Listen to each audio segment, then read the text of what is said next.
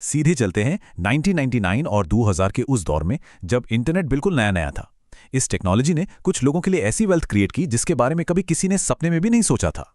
लेकिन उसके ही साथ इसने ऐसी भयानक बर्बादी मचाई जो शेयर मार्केट के इतिहास में हमेशा के लिए दर्ज हो गई। आज इस चर्चा में हम उस .com बबल की पूरी कहानी समझेंगे। The internet will change the world. एकदम सच बात थी ये। लोग टेक्नोलॉजी के बारे में तो बिल्कुल सही थे। इंटरनेट वाकई सब कुछ बदलने वाला था। पर सबसे बड़ी प्रॉब्लम ये हुई कि लोगों ने इंसानों के लालच यानी उस ह्यूमन ग्रीड को पूरी तरह से अंडर एस्टिमेट कर दिया। ये एक ऐसी गलती थी जो आगे चलकर बहुत भारी पड़ने वाली थी। अब जरा इस नंबर को ध्यान से देखिए, $5 ट्रिलियन। जरा इस स्केल का अंदाजा लगाइए। जब यह बबल फटा ना तो लगभग $5 ट्रिलियन बस हवा में गायब हो गए। ये वेल्थ थोड़ी बहुत कम नहीं हुई, सीधे सीधे वैनिश हो गई। पर आखिर इतनी बड़ी तबाही की शुरुआत हुई कहां से? आइए पीछे चलकर देखते हैं। पहला section, the internet gold rush. 1990s के दशक में एक सिंपल सा ईमेल भेजना भी किसी फ्यूचरिस्टिक साइ-फाई मूवी के कॉन्सेप्ट जैसा लगता था। एक बिल्कुल नई दुनिया खुल रही थी जिसे देखकर वॉल स्ट्रीट भी पूरी तरह हैरान था। जैसे ही Amazon, याहू और eBay जैसे प्लेटफॉर्म्स लॉन्च हुए, मार्केट में एक अलग ही लेवल की दीवानगी शुरू हो गई। वॉल स्ट्रीट ने पब्लिकली डिक्लेयर कर दिया कि भाई साहब, पुराने ट्रेडिशनल बिजनेसेस अब बेकार हो चुके हैं, सिर्फ इंटरनेट ही फ्यूचर है। और इस बात का नतीजा ये हुआ कि वेंचर कैपिटल का एक बहुत बड़ा सैलाब इन नई स्टार्टअप्स की तरफ बहने लगा। यहीं से एक बेहद खतरनाक माइंडसेट पनपने लगा। गोल सिर्फ एक था, बस फास्ट ग्रो करो, प्रॉफिट बाद में देखेंगे। रोज सैकड़ों नए स्टार्टअप्स खुल रहे थे और उनका एक ही फोकस था, बड़ी से बड़ी ग्रोथ दिखाना। बिजनेस मॉडल क्या है, प्रॉफिट कहां से आएगा, इन सब ट्रेडिशनल बातों को पूरी तरह से इग्नोर कर दिया गया। दूसरा हिस्सा, नैस्डैक्स रॉकेट रैली। नैस्डैक वो एक्सचेंज था जहां ये सारी टेक कंपनीज लिस्ट होती थीं, और यहां वैल्यूएशंस ने तो जैसे फाइनेंशियल ग्रेविटी को ही मानना बंद कर दिया था। जरा इस ग्रोथ को देखिए। 1995 में नैस्डैक लगभग 1000 पॉइंट्स पर था और सिर्फ 5 साल बाद साल 2000 आते आते ये 5000 के करीब रॉकेट हो गया। 400% की तेजी। मीडिया में दिन रात बस न्यू इकोनॉमी का शोर था।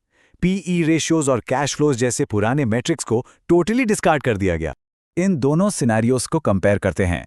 एक तरफ ट्रेडिशनल आईपीओज जहां एक्चुअल रेवेन्यू के बेसिस पर एक स्टेडी नॉर्मल ग्रोथ होती है, और दूसरी तरफ .com आईपीओज का पागलपन। सुबह मार्केट खुलते ही प्राइस ₹100 होता था और शाम होते होते बिना किसी लॉजिक के ₹600 पहुंच जाता था। ऐसी लॉस मेकिंग कंपनीज लिस्टिंग के पहले ही दिन 100% जंप ले रही थीं। तीसरा मुद्दा, द .com मैजिक फॉर्मूला। इस पूरी इलॉजिकल रैली के पीछे एक अजीब सा जादू चल रहा था। एक्चुअल बिजनेस के फंडामेंटल्स की जगह सिर्फ कंपनी का नाम क्या है, उससे स्टॉक का प्राइस डिसाइड होने लगा था। सुनने में अजीब लगता है ना, पर यही सच था। अब इससे ज्यादा अजीब बात और क्या हो सकती है? एक नॉर्मल सी बेवरेज कंपनी जो सालों से ड्रिंक्स बना रही थी, उसने चुपचाप अपने नाम के आगे बस .com लगा दिया। ना प्रोडक्ट बदला, ना बिजनेस, लेकिन सिर्फ उस एक .com की वजह से उनका स्टॉक प्राइस ओवरनाइट डबल हो गया। बिना किसी एक्चुअल बदलाव के सिर्फ नाम बदलकर वैल्यूएशंस को हवा दी जा रही थी।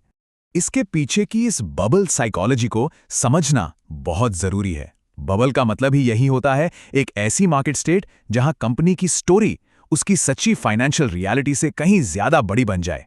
बस कहानियां बिक रही थीं और इस अंधे लालच के चक्कर में झूठी कंपनीज भी बड़े आराम से अपने लॉसेस छुपाकर फेक नंबर्स दिखा रही थीं। सब कुछ सिर्फ हाइप पर चल रहा था। चौथा हिस्सा, रिटेल इन्वेस्टर जुनून। ये पूरी स्टोरी सिर्फ वॉल स्ट्रीट के बड़े लोगों तक महदूद नहीं थी। 1999 तक तो एक अलग ही कल्चरल शिफ्ट आ चुका था। आम लोग अपनी स्टेबल और अच्छी खासी जॉब्स छोड़ रहे थे ताकि घर बैठकर फुल टाइम डे ट्रेडिंग कर सकें। हर कोई इस बहती गंगा में हाथ धोना चाहता था। A bull market makes everyone feel like a genius. उस दौर के इंटरनेट चैट रूम्स का यही सबसे बड़ा सच था। जब हर स्टॉक सिर्फ और सिर्फ ऊपर ही जा रहा हो तो नए और अनारी ट्रेडर्स को भी लगने लगता है कि उनके पास कोई जबरदस्त फाइनेंशियल दिमाग है। एक खतरनाक इल्यूजन बन चुका था कि हर कोई मार्केट का मास्टर है। और इस मेनिया का सबसे बड़ा खतरा क्या था? लेवरेज। लोगों ने उधार और लोन्स ले लेकर स्टॉक्स खरीदने शुरू कर दिए। किसी ने जिंदगी भर की रिटायरमेंट सेविंग्स डाल दी, तो किसी ने बच्चों के कॉलेज फंड उन ओवर वैल्यूड स्टार्टअप्स में रिस्क कर दिए। एक पूरी की पूरी जनरेशन इस इजी मनी के इल्यूजन की बुरी तरह आदी हो चुकी थी। पर हवा में उड़ी चीज कभी तो नीचे आएगी ना? 5वां पड़ाव, द ट्रिलियन डॉलर क्रैश। मार्च 2000 आते आते अचानक मार्केट स्लो होने लगा, मोमेंटम टूटा और आखिरकार वो कड़वा रियलिटी चेक आ ही गया जिसका डर था। जैसे ही लोगों का इल्यूजन टूटा, एक भयानक पैनिक सेलिंग शुरू हुई। Pets.com, वेबवैन, ई-टॉयज, ये कुछ ऐसे बड़े नाम थे जिन्होंने हवा में बिलियंस वाइप आउट कर दिए।